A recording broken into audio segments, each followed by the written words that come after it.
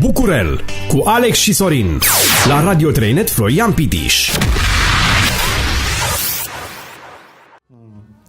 Cartofii ăștia sunt o nebunie. Mie îmi plac cartofii, de obicei când fac grătar. Stai că mă deranjează telefonul lui Alex, stai să resping apelul. Când fac grătarul, în jarul ăla să arunc cartofi. Afinele astea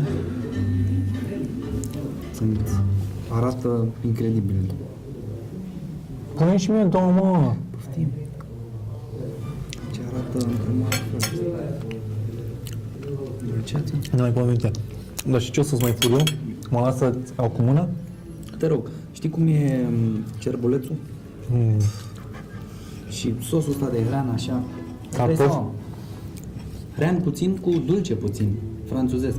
O să trebuiască să mai beau puțină bere, mai mănânc o ciupercuță și o să-l părăsesc pe Alex, bineînțeles și pe Nicu, dar Nicu nu se supără că eu voi pleca, pentru că nu va trebui să joace cu camera dintr-o parte în alta și să mă suporte.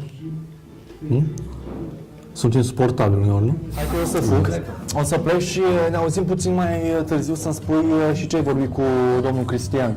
Cred că are multe lucruri de spus legat de restaurantul Rosetia.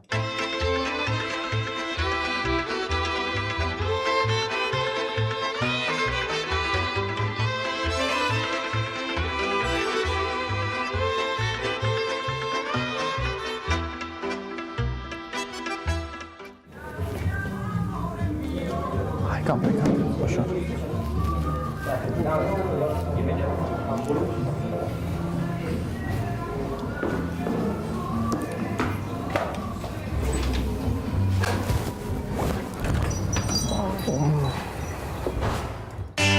Bucurel cu Alex și Sorin la Radio 3 Net Florian Pitiș.